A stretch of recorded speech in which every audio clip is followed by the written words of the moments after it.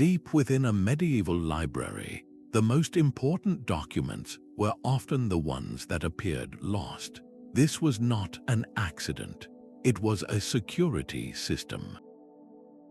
Scribes and monks developed a brilliant strategy known as the Archivist's illusion, deliberately misfiling their most precious records to keep them safe. By the end of this, you will see history itself as a puzzle where the greatest secrets are hidden in the most unlikely places. We will uncover why a king's charter might be tucked inside a baker's account book, and how a monastery's wealth could be concealed within a prayer journal. These acts of calculated chaos saved knowledge from fire, theft, and censorship for centuries. What do you think was worth hiding so completely from the world? A single sheet of parchment represented an enormous investment of labor and resources. It began with the skin of a sheep or goat, scraped, soaked, and stretched over weeks to create a smooth, durable writing surface. The ink itself was a complex concoction, often made from oak gallnuts, mixed with vitriol and gum arabic. Each word was painstakingly formed by a scribe whose hand might ache for days after completing a single page. This was not mere paperwork. A royal charter was a physical extension of the king's authority, its wax seal a potent symbol of his word. A monastic chronicle was the collective memory of a community, a sacred duty to record God's work in the world. These documents held power, granted lands, settled disputes, and defined rights for generations to come. Their immense value, both as objects and as vessels of authority, made them incredibly tempting targets. A rival lord could burn a charter and with it erase a claim to an entire estate. A disgruntled neighbor could steal a will and plunge an inheritance into chaos. The very materials that gave them life, parchment and ink, were vulnerable to damp, to fire, to simple decay. This constant threat of loss transformed the quiet scriptorium and the dusty archive into a front line in a silent war. The act of hiding a critical record among mundane accounts was not a sign of disorder. It was a calculated defense, a recognition that the most powerful secrets are often safest when they appear to be nothing of importance at all. This deliberate misfiling was a sophisticated security protocol known as the Archivist's illusion. The goal was not to lose the document, but to make it appear lost to anyone who did not hold the key. Imagine a system where the most critical royal charter is not filed under the king's name or the year of its signing, but is instead placed within a thick ledger detailing the monastery's annual grain purchases. To an outsider, a soldier rifling through a chest after a siege, this parchment would seem like a simple accounting error, a piece of bureaucratic trash not worth the effort to steal or destroy. But to the archivist, the placement was perfectly logical. The key might be a simple mnemonic, like the saint's day on which the charter was secretly ratified, which corresponded to the feast day mentioned in the grain ledger's introduction. This was information warfare on a parchment-thin scale. It protected knowledge from the casual looter, the impatient tax collector, and the rival nobleman's agent sent to find and destroy a competing claim to a valuable piece of land. This practice turns our modern obsession with perfect alphabetical or chronological order on its head. For these medieval guardians, optimal organization was not about public accessibility. It was about survival. The greatest success of an archive was not in how quickly a document could be found, but in how effectively it could be hidden in plain sight. So how did one create a system this deliberately confusing without creating genuine, permanent chaos? The answer lies in a secret language embedded within the archive itself. The medieval world was a landscape of profound instability. Borders were not fixed lines on a map but fluid zones of influence. constantly contested by rival lords and ambitious kings. A treaty signed one year could be torn apart by a new alliance the next. In this climate, a document was not just a record, it was a weapon. A rival baron could seize a land charter and present it as his own, instantly claiming the farms and villages that sustained his enemy's power. A monarch seeking to curb the influence of the church could dispatch officials to a monastery, demanding to inspect its financial records as a pretext for imposing crippling taxes. For a wealthy merchant guild, a ledger detailing trade routes and partners was a blueprint for its success, and if that ledger fell into a competitor's hands, it could mean financial ruin. There were no fireproof safes, no cloud storage to preserve a duplicate. The only copy of a will, a deed, or a chronicle existed on that single, fragile sheet of parchment. The institutions that guarded this knowledge were themselves incredibly vulnerable. A monastery, often rich with land and treasure, was a prime target during a local feud or a wider war. Its library, the heart of its knowledge, could be scattered or burned in a single afternoon. Royal archives fared no better, moving with the court from one insecure castle to another, susceptible to damp, vermin, and the chaos of succession disputes. This ever-present threat of loss forced archivists to become strategists. They were not merely caretakers of the past, they were its active defenders. The decision to hide a vital record among mundane accounts was born from this relentless pressure. It was a quiet, brilliant act of resistance against the chaos that defined their age. A rebellion did not just threaten a castle's walls, it targeted its memory. During a succession crisis or a noble uprising, the first place an invading force would raid was the royal chancery or the monastic archive. These were not acts of random vandalism. They were precise surgical strikes aimed at erasing the very documents that legitimized the current ruler's power. A charter granting a crown, a treaty securing an alliance, a detailed genealogy proving a bloodline, these were the foundations of authority. To destroy them was to dismantle a regime from the inside out. An archivist, therefore, was not just a librarian but a guardian of the state's soul. Their most critical task was to ensure that a legitimate treaty would survive a purge, that proof of a true heir would endure a usurper's reign. How could they accomplish this under the gaze of soldiers tasked with finding and burning such evidence? The answer was a brilliant deception. They would take the most important document in the room and file it where no one would ever think to look. Imagine a parchment that seals a king's right to rule, its wax seal grand and imposing. Instead of placing it in a chest labeled Royal Charters, the archivist would slip it between the pages of a thick ledger detailing the annual inventory of candle wax and firewood for the castle kitchens. To a rebel commander ransacking the room, that ledger was administrative junk beneath his notice. He would be searching for the obvious symbols of power, the ornate boxes, and the seals of gold. He would never suspect that the proof of the true king's legitimacy was hidden within a record of how many pounds of tallow were purchased the previous winter.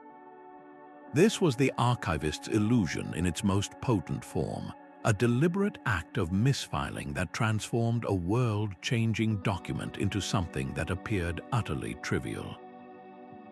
It allowed a dynasty's claim to the throne to slumber safely within a record of mundane supplies, waiting for a time of peace when it could be retrieved and used to restore order from the chaos.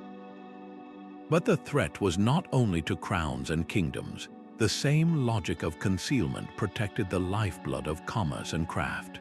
A trade guild's most valuable possession was not its gold but its knowledge. A single parchment could hold the secret formula for a vibrant crimson dye, a process for tempering steel that produced blades of unmatched sharpness, or the precise instructions for crafting stained glass that glowed with celestial light. These were not just recipes, they were monopolies. If a rival guild acquired such a document, it could shatter the economic foundation of an entire city district, leaving hundreds of artisans without work. For a merchant, a ledger detailing exclusive trade routes to the east, listing contacts and prices, represented a fortune waiting to be plundered by a competitor. And for a monastery, its charters and deeds were not merely spiritual records. They were the title to the very fields, mills, and vineyards that funded its existence. Losing a land deed could mean losing the income that fed the community for generations. So how did a guildmaster protect his most vital secret from prying eyes? He might have it transcribed not onto a grand scroll, but into the margins of a common prayer book. To any outsider, it was just a devotional text, its value purely spiritual. But to the initiated, those seemingly random annotations next to certain psalms were a coded guide to creating the guild's signature blue pigment. The book itself would be filed not with other guild records, but among the personal belongings of a retired member, a place no business rival would ever think to search. This was corporate security in an age before digital encryption. The misfiling of an economic document was a deliberate act of misdirection, designed to make a priceless secret look like worthless clutter.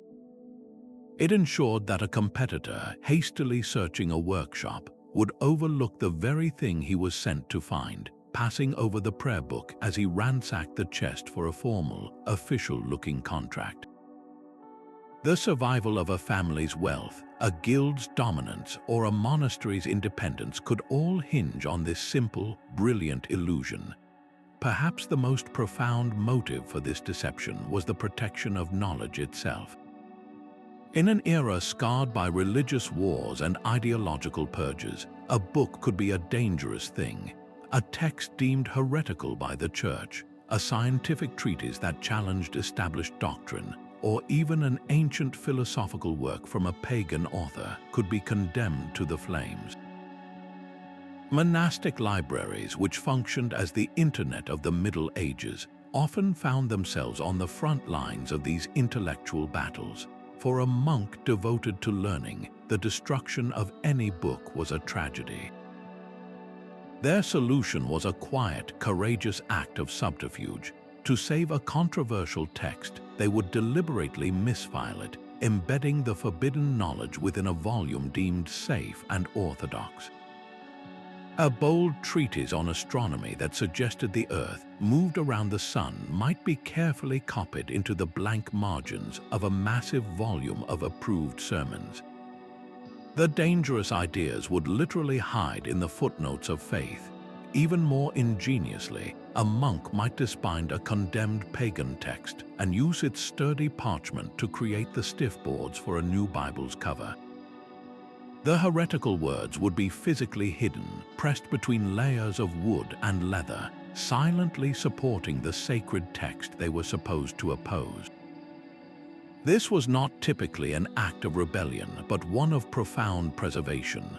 These archivists believed that knowledge, regardless of its current acceptability, held intrinsic value and deserved to survive for a more enlightened future.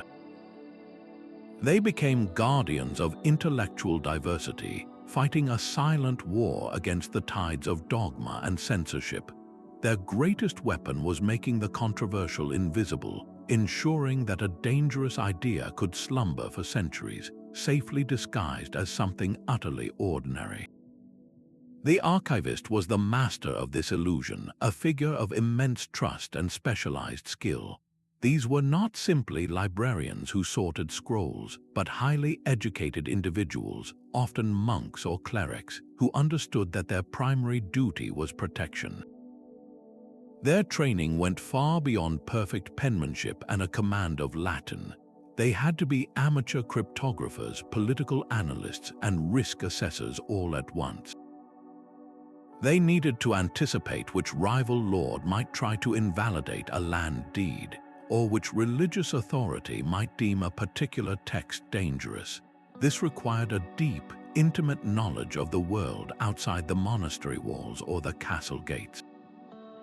The archivist held a map of secrets in their mind, knowing that the most vital charter was not in the iron-bound chest, but tucked inside a volume of agricultural records. This position made them the single most important, and therefore most vulnerable, person in the entire security system. They were the living key. If an archivist was bribed, tortured, or simply proved indiscreet, the entire carefully constructed web of deception would collapse. This is why these roles were almost always filled by individuals bound by solemn vows of loyalty to their institution, their fidelity enforced by both God and community. Their daily work was a quiet act of immense courage, a deliberate misdirection that saved our collective past from the fires of war and the slow decay of time. We owe the survival of countless historical records to their discretion and their profound understanding that sometimes to keep something safe, you must first make it look like it is lost. These techniques of deception were both simple and brilliantly effective. One of the most common was the use of false labels. A heavy oak chest, prominently marked as containing obsolete tax records from 50 years prior, would be the last place a looter would waste his effort. Yet inside, nestled beneath those dusty rolls, might lie the original treaties that secured a kingdom's borders. Similarly, a book bound in plain leather with the title Sermons for the Feast of St. Gregory etched on its spine would hold not pious reflections, but meticulously drawn maps of coastal defenses or coded lists of royal informants. This method preyed on a fundamental human trait, the tendency to trust an official-looking label. An agent sent to find and destroy evidence of a rival's claim to the throne would systematically check every box marked royal genealogy or land charters. He would almost certainly overlook the crate labeled kitchen accounts or the shelf holding volumes on animal husbandry. The system's security depended entirely on this cognitive shortcut, on the intruder's assumption that what something said it was indeed what it contained. Spatial misdirection was another powerful tool in the archivist's arsenal. This involved placing a document in a location that was logically disconnected from its content. A charter granting a nobleman vast tracts of forest might be deliberately misfiled not with other property deeds, but within a ledger tracking the annual yield of the monastery's apple orchards. Why? Because a soldier or a rival spy rifling through the archive would be searching for a legal document. His mind would be scanning for seals, for formal Latin phrases, for the specific section of the library where such important papers were kept. He would not think to comb through records of fruit harvests, dismissing them as administrative trivia. This technique exploited the searcher's own biases and expectations, turning them into a weapon against themselves. The archivist's genius lay in predicting these patterns of thought, in understanding that the safest hiding place is often the one that seems, to the uninformed eye, to make no sense at all. The chaos was an illusion, a carefully curated disorder designed to bewilder anyone without the key. For the most sensitive secrets, simple misfiling was not enough. Archivists developed a more sophisticated layer of defense, one that moved beyond hiding a document physically to disguising its very identity through codes and ciphers. This was the archivist's craft elevated to an art form, blending the quiet work of a librarian with the cunning of a spy. The system relied on a shared secret, a key known only to a trusted few. A series of seemingly innocuous numbers jotted in the margin of a master catalogue, for instance, might not be a random scribble. To the uninitiated, it was meaningless. But to the archivist, those numbers were a map. The first digit could correspond to a specific bookcase, the second to a shelf, and the third to the position on that shelf. The location of a treaty that could start a war was thus reduced to a cryptic annotation next to an entry for a book of local herb lore. Even more subtle were symbolic codes. A peculiar drawing of a bird, perhaps a wren with its tail feathers pointing a certain way, drawn beside an inventory listing, could be the true indicator. That specific wren might signal that the document described in the inventory was not where it should be, but was instead secreted within the binding of a particular choir book.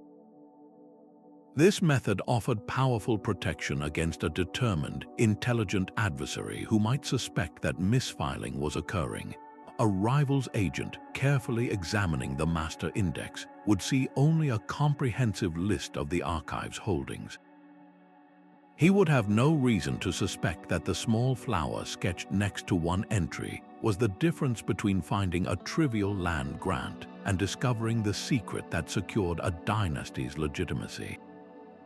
Of course, this approach carried its own dangers. If the key to the cipher was lost or if an archivist was compromised, the entire system could unravel.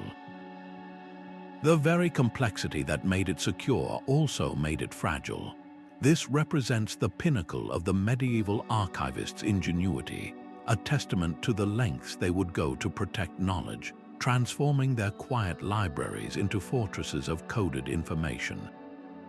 A perfect example of this high-stakes deception lies within the Vatican itself. The Vatican's secret archives, a labyrinth of knowledge accumulated over 1,000 years, faced constant political pressure from emperors and kings. During intense conflicts between the papacy and secular powers, a single papal bull, a formal decree issued by the Pope, could be a declaration of war. A bull that excommunicated a Holy Roman emperor, for instance, stripped him of his divine right to rule, effectively turning his own subjects against him. Such a document was not just sensitive, it was a live explosive. An emperor's agents, if granted access to the archives, would be under strict orders to find and destroy any evidence of this spiritual condemnation. So, how do you hide a decree that everyone knows exists? You make it invisible through bureaucratic camouflage. Archivists might deliberately catalog this earth-shaking bull under a heading so mundane it became inconspicuous. Instead of being listed with other pronouncements on imperial authority, it could be misfiled among records concerning a distant diocese's grain shipments or the routine repair of a parish church roof. To the emperor's spy, frantically scanning indexes for titles related to excommunication or imperial power, an entry for account of tithes from the Diocese of Lombardy, year of our Lord 1200, would register as worthless administrative filler. He would flip past it without a second thought, his search focused on the grand and the obvious. The very document that could shatter an empire would rest safely, disguised as a simple report on local harvests and church maintenance.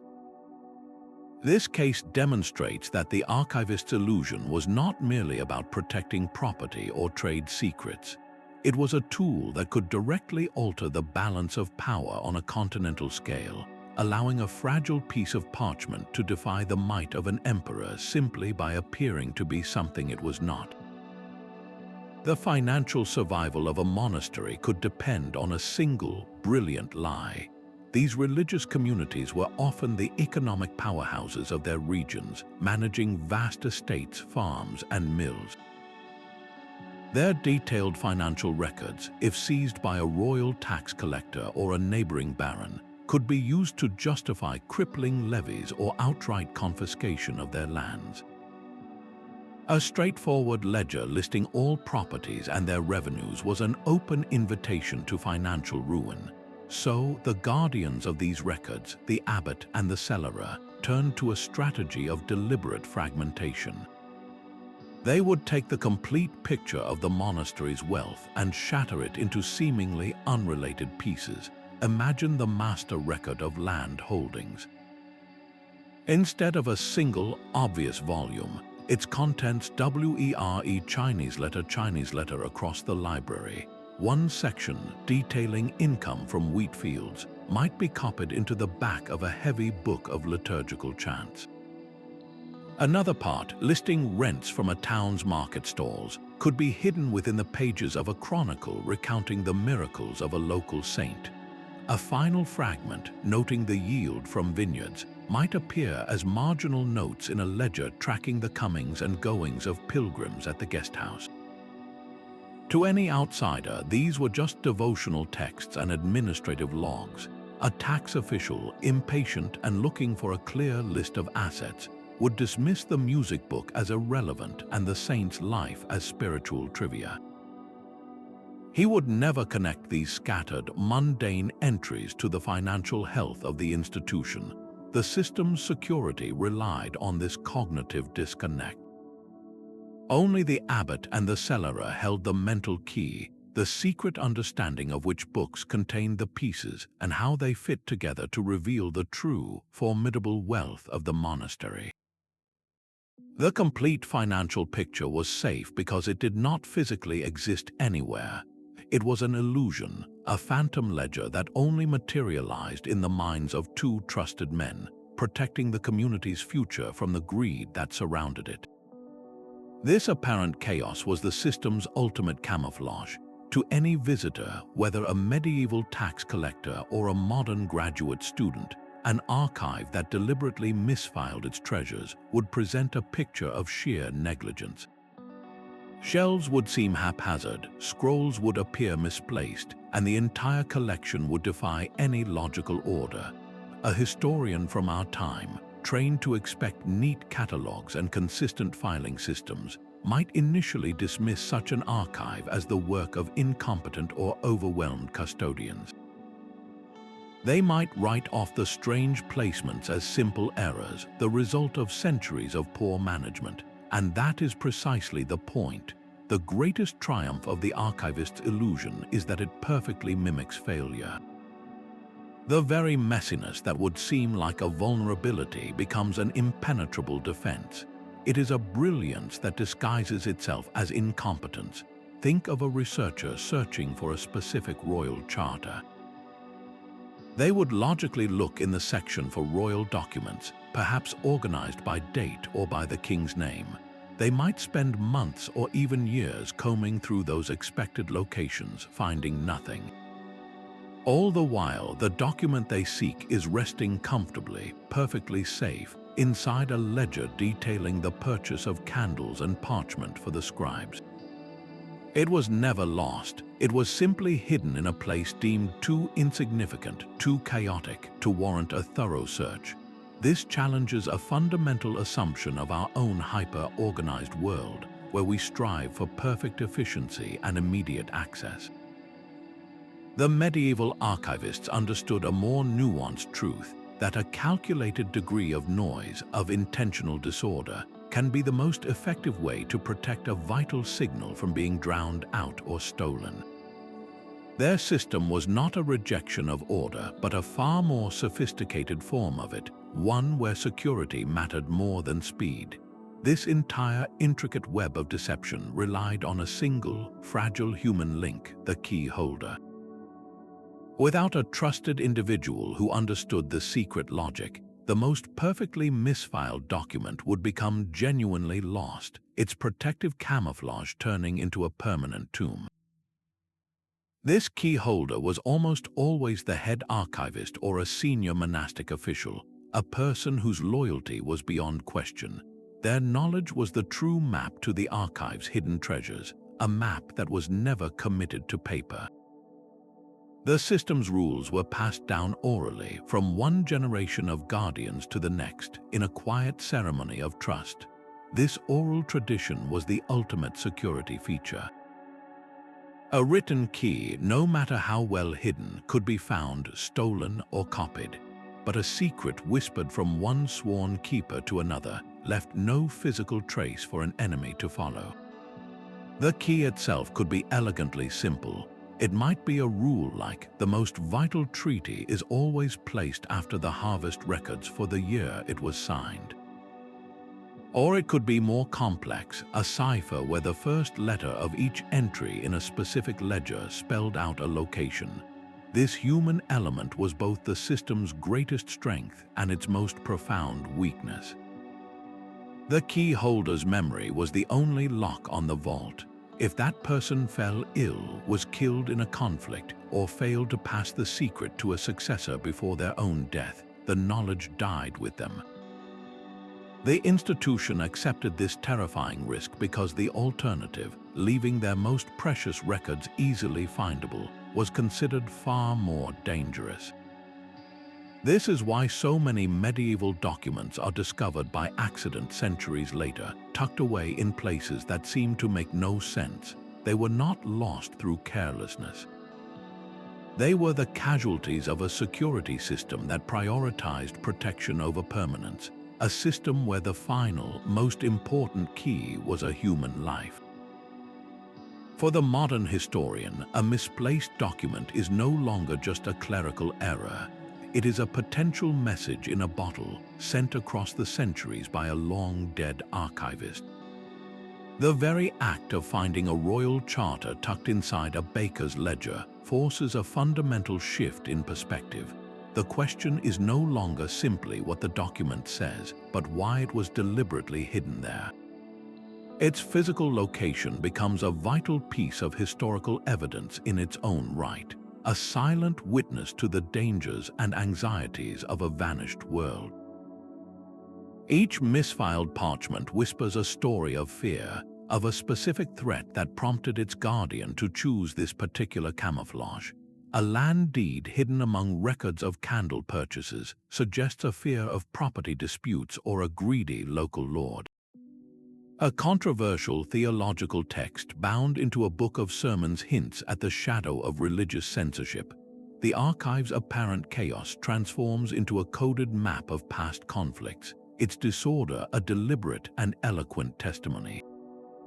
This realization demands a new kind of historical detective work. Scholars must now read the structure of an archive as carefully as they read the words on a page, learning to spot the patterns within the seeming randomness. They become interpreters of silence and misdirection, understanding that the most truthful records are often the ones that were meant to be overlooked. The archivist's illusion, designed to protect secrets from contemporary enemies, has inadvertently created a rich and complex puzzle for future generations. It forces us to see history not as a neat collection of facts, but as a labyrinth where the path taken to hide a truth is as revealing as the truth itself. So how can we tell the difference between a brilliant deception and a simple mistake? For any historian stepping into a dusty archive, this is the essential question. The key lies in learning to read the clues left behind by the archivists themselves. The first and most obvious clue is the inherent value of the document itself. A routine shopping list for the monastery kitchens is far more likely to have been misplaced by accident.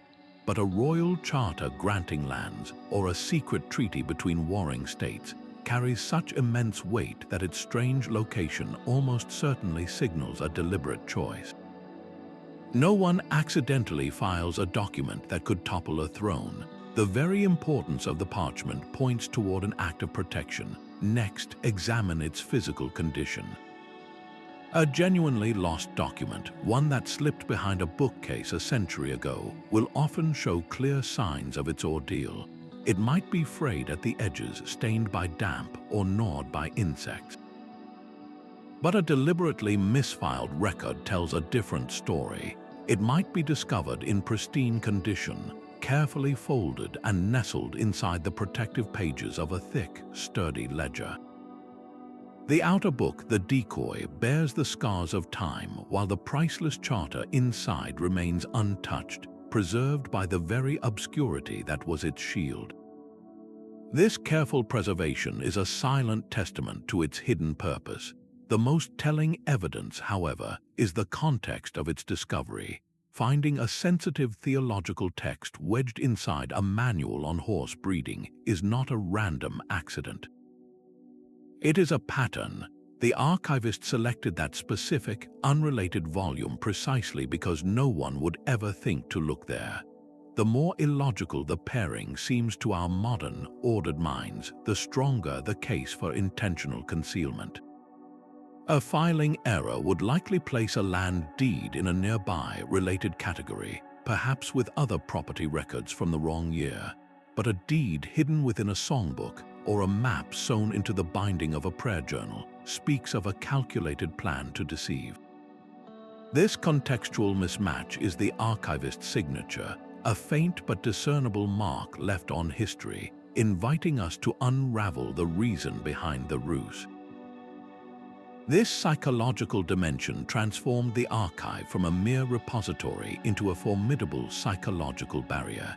The very knowledge that a library's records were intentionally scrambled created a powerful deterrent.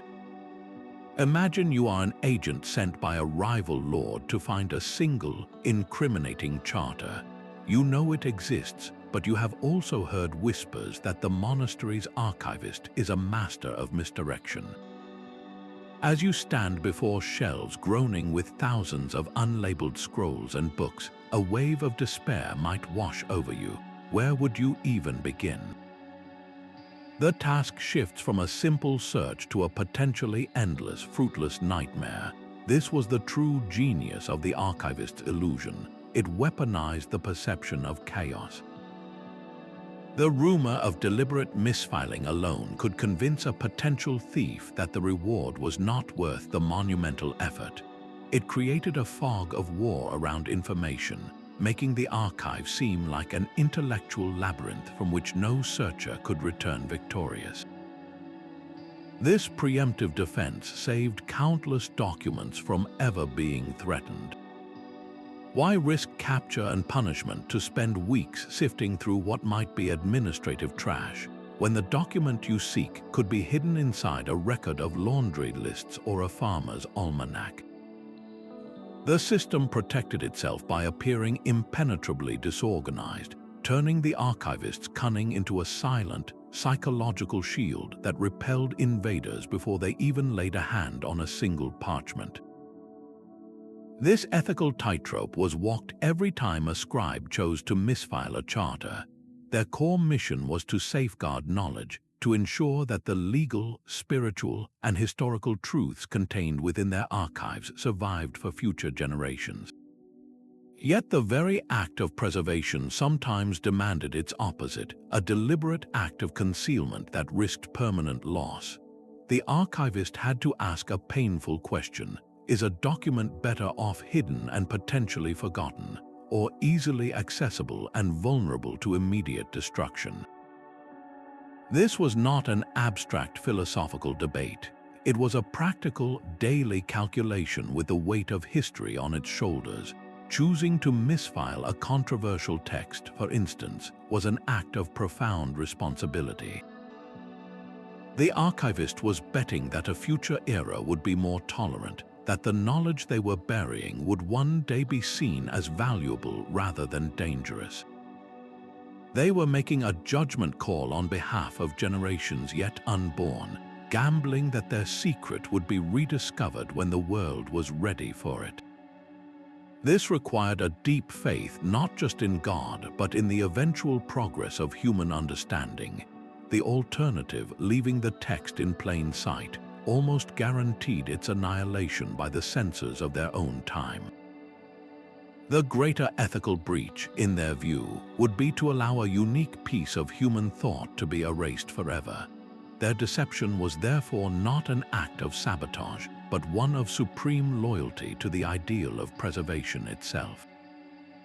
They prioritized the survival of the content over its immediate utility, believing that a lost opportunity for access was a lesser tragedy than the irreversible tragedy of total destruction.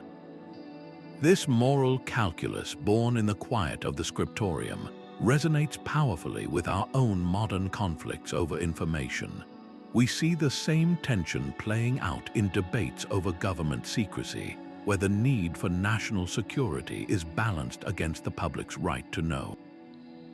Corporations face similar dilemmas, protecting trade secrets to ensure their survival while navigating demands for transparency. The medieval archivist, in their quiet way, was one of the first to grapple with this fundamental conflict, understanding that sometimes to truly save something, you must first be willing to make it disappear. This same principle of hiding information in plain sight is the very foundation of our modern digital world. The archivist's illusion, with its deliberate misfiling, is the direct analog ancestor of data encryption. Think of a medieval scribe taking a sensitive charter and placing it inside a mundane grain ledger.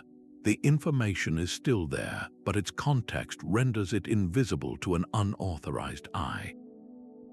Today, a computer takes your private message and scrambles it using a complex mathematical algorithm, turning it into what looks like random gibberish. The original text is still present, just like the charter in the ledger, but without the correct digital key. It is as meaningless as a baker's account to a soldier hunting for royal secrets. The core objective is identical: to protect sensitive information by making it inaccessible to anyone who lacks the specific permission or knowledge to decode it. The key itself, whether it is a monk's mnemonic about a saint's day or a string of ones and zeros generated by a computer, serves the exact same function. It is the shared secret that separates the intended recipient from the hostile intruder. Recognizing this historical precedent profoundly enriches our understanding of contemporary cybersecurity. It reveals that our relentless drive to protect secrets is not a product of the digital age, but a fundamental human need that has fueled innovation for centuries. The quiet cunning of a medieval monk safeguarding a parchment and the silent calculations of a server protecting a data stream are part of the same enduring story, a testament to our timeless desire to control who can see what we wish to keep hidden. The most secure system in the world is useless if its only key is lost forever. This was the inherent, terrifying vulnerability of the archivist's illusion. For all its brilliance, the entire structure rested upon the fragile foundation of a single human memory. When that memory was extinguished, whether by sudden violence or the slow fade of time, the consequences were absolute and tragic. A document hidden with supreme cunning became genuinely, perhaps permanently, lost. Imagine a monastery struck by the Black Death. In a matter of weeks, the abbot and the elderly archivist, the sole keepers of the library's secret logic, succumbed to the plague. Their knowledge, passed down through whispered conversations for generations, dies with them in the silence of the infirmary. The meticulously misfiled charter that secured the monastery's land rights from a century prior does not cease to exist. It remains perfectly preserved, tucked inside the cover of a hymnal, but it is now a ghost. Its protective camouflage has become an unbreakable prison. There are undoubtedly countless such documents scattered across the archives of Europe, not destroyed by fire or sword, but entombed by the very system designed to save them. They are secrets that have outlived their guardians, waiting in a state of suspended animation for a chance discovery that may never come. This highlights the immense, almost unbearable responsibility placed upon the key holder. They were not just curators, they were the living bridges between the present and the future. Their duty was not only to protect the secret, but to ensure its careful transmission to a worthy successor. A failure in this sacred chain of custody was a form of historical catastrophe, a quiet erasure of truth just as final as any burning. This reliance on oral tradition was both the system's greatest strength and its most profound weakness. A written key could be discovered, but a memory was uniquely vulnerable to the unpredictable tragedies of medieval life.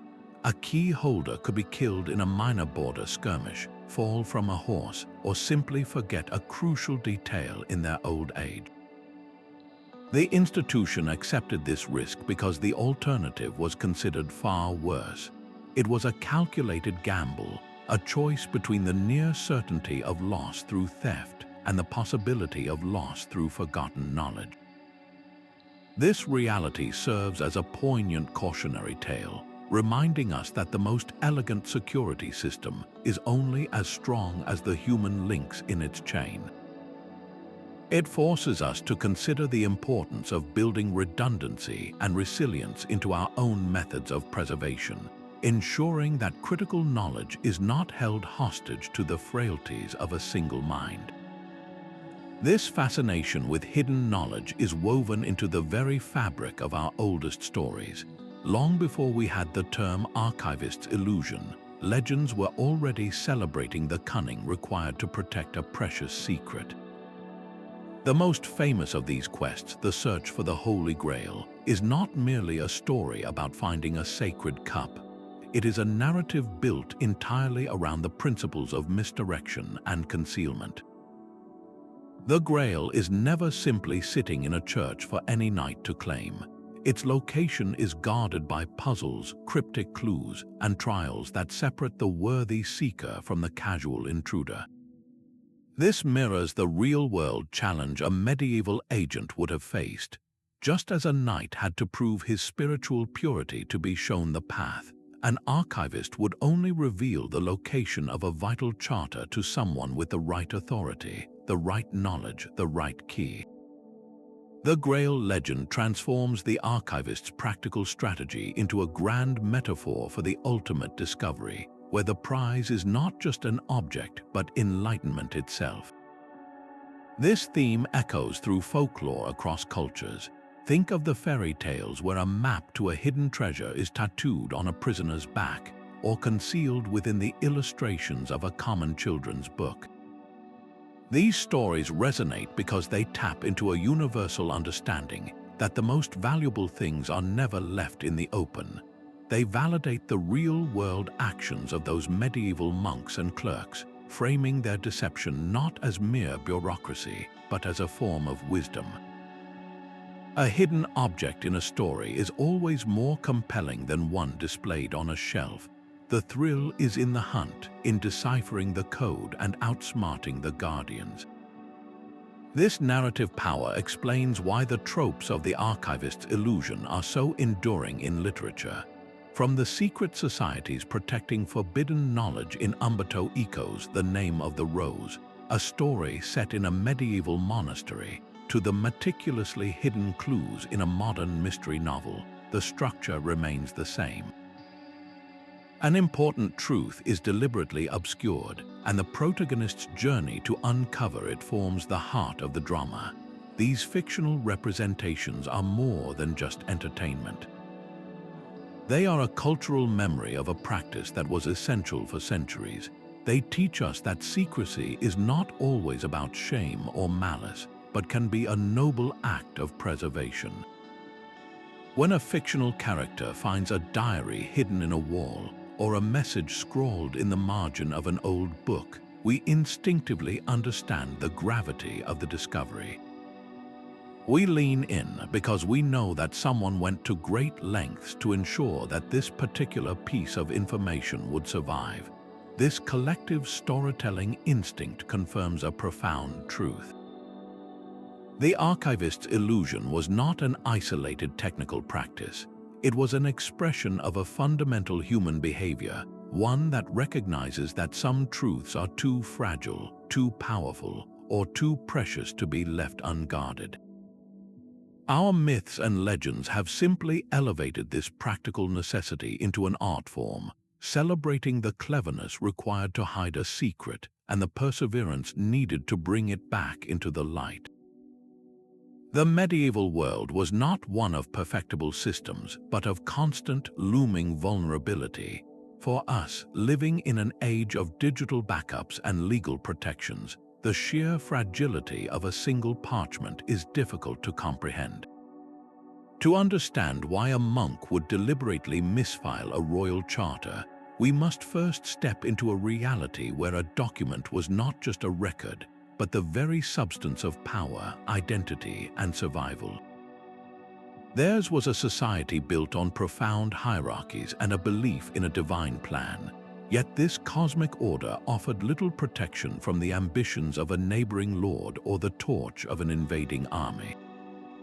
In such an environment, trust was a scarce and precious commodity, rarely extended beyond the walls of one's own monastery or castle. Cunning was not a vice, but a virtue, a necessary skill for navigating a landscape where the rules could be rewritten by force at any moment. The act of hiding a vital record was not considered a breach of honesty. On the contrary, it was the highest form of stewardship, a sacred duty to protect the community's memory from the chaos that perpetually threatened to consume it. This mindset prioritized a practical, tangible outcome, the survival of the record, over any abstract ideal of perfect bureaucratic order. For the archivist, a perfectly organized library that was easily plundered was a failure of the highest order. A library that appeared chaotic, but where the most critical knowledge was safe, was a resounding success. This fundamental difference in priorities explains the seeming contradiction of a deeply religious, order-obsessed culture creating such brilliantly disordered archives.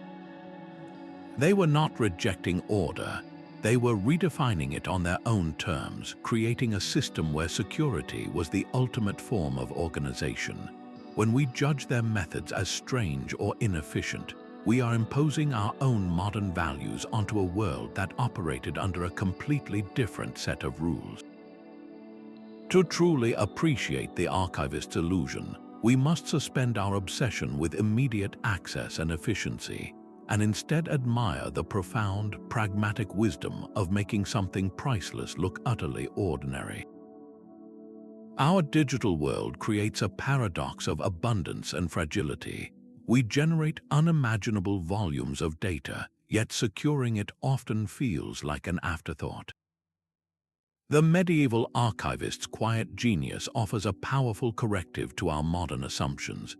Their practice of security through obscurity was never about hiding information permanently, but about adding a crucial layer of intelligent friction.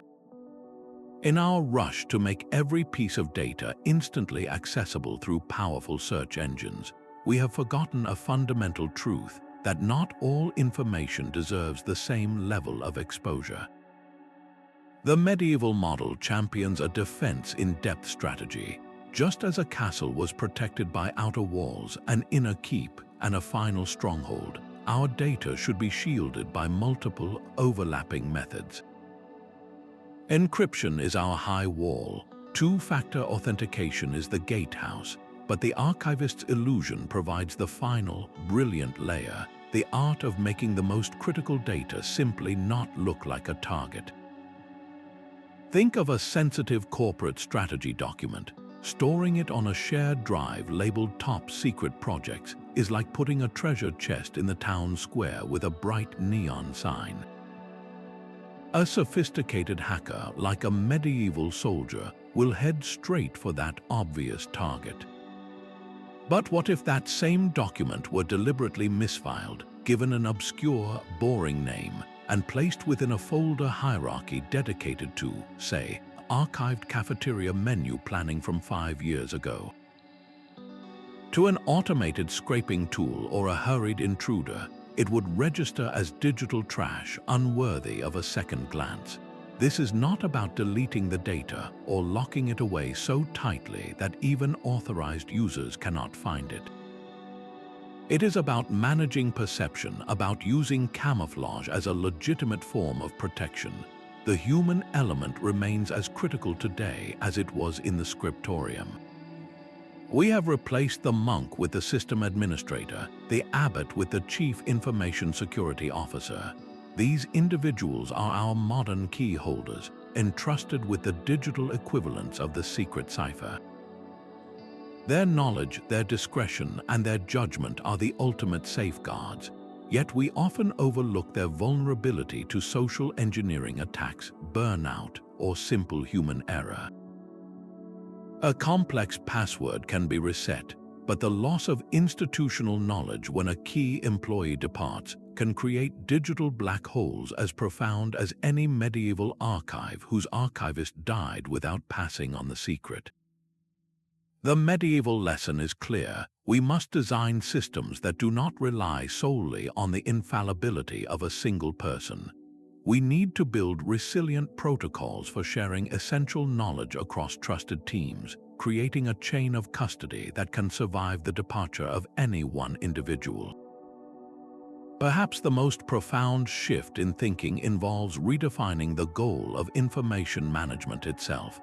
Our digital age is obsessed with searchability, with the idea that every byte of data should be instantly retrievable with a simple query.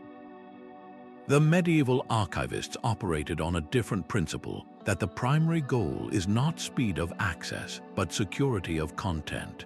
They understood that making something slightly harder to find for everyone could make it infinitely safer from the wrong people. This is a lesson for our own era of data hoarding, where we save everything because storage is cheap, but then fail to apply nuanced value judgments to what we have kept. Not all data is created equal. A record of a lunch order has a different life cycle and requires a different level of protection than the blueprint for a new medical device. The medieval approach urges us to be intentional curators, not passive collectors. It asks us to categorize our digital holdings not just by topic or date, but by their inherent value and sensitivity, and then to organize them accordingly. This might mean allowing low-value data to remain highly accessible while creating intentional, thoughtful barriers around our crown jewels. In doing so, we move from a philosophy of sheer volume to one of strategic value, building digital archives that are not just large but truly wise. This lingering possibility transforms every quiet archive into a potential treasure map.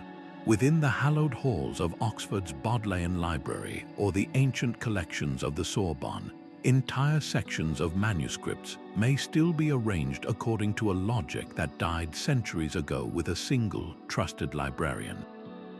We have catalogued their contents, but we may have entirely missed their hidden architecture. What profound truths are sleeping on those shelves, disguised as something else? A collection of what appear to be routine theological commentaries, meticulously filed together, might actually be a disguised archive of banned scientific texts, their true connection known only to an archivist who took the secret to his grave. The most thrilling prospect for a historian is the realization that we may have only been reading the surface layer of history, the documents that were considered safe to leave in plain sight. The real secrets, the records that were too dangerous, too controversial, or too valuable, could still be hiding, perfectly preserved within their centuries-old camouflage. Every time a scholar notices an oddity, a charter that feels out of place or a manuscript with annotations that do not match its content, it could be the first thread leading to a major historical revelation. This field of study is incredibly young, as we are only now learning to ask the right questions of these archives. We are no longer just looking for what is written, but for why it is written where it is. Each new discovery is not merely an addition to history, it is a key that can unlock a door we did not even know was closed, proving that the medieval archivist's brilliant deception continues to silently guide and challenge our quest to understand the past. The archivist's illusion reveals a Middle Ages that was far from a simple time of chaos and superstition. It was an era of profound strategic thinking, where the survival of knowledge depended on brilliant acts of deception. This practice of deliberate misfiling was not a sign of a disorganized mind, but the hallmark of a sophisticated defense strategy, meticulously crafted to protect what mattered most against the relentless threats of a volatile world. By choosing to hide a royal charter among baking recipes or a controversial text within a prayer book, these guardians ensured that the most fragile threads of history would not be severed. They understood that true security often lies not in building higher walls, but in making the treasure inside look like worthless stone. This realization forces us to completely re-evaluate the historical sources we study. The next time you read about a medieval land deed discovered tucked inside a book of poetry or a treaty found among records of livestock, pause for a moment. Do not dismiss it as a curious accident or an archivist's error. Consider instead that it might represent the lasting, triumphant success of a plan conceived centuries ago. That misplaced document is a silent victory, a testament to the cunning and foresight of an individual who outsmarted their contemporaries to save a piece of truth for us. Let this change how you see history itself, not as a neat collection of facts laid out for our convenience, but as a recovered puzzle, its pieces deliberately scattered by those who came before us. And perhaps it might even inspire you to think differently about how you protect your own most valuable information today, recognizing that sometimes the best way to keep a secret safe is to make sure no one else realizes it is a secret at all. The quiet strategies of those medieval archivists challenge us to look beyond the surface of our own world. What historical mystery has ever captured your imagination? Do you believe similar principles of deliberate misdirection are still at work today, hiding information in plain sight? Share your own theories and discoveries in the comments below. I am genuinely curious to hear what you think. If this exploration of hidden knowledge has sparked your curiosity, consider supporting this channel with a like and subscribing for more journeys into the forgotten corners of our past. Your engagement makes this deep dive into history possible. Thank you for your time and attention, and remember to always look a little closer, because the greatest secrets are often disguised as something quite ordinary.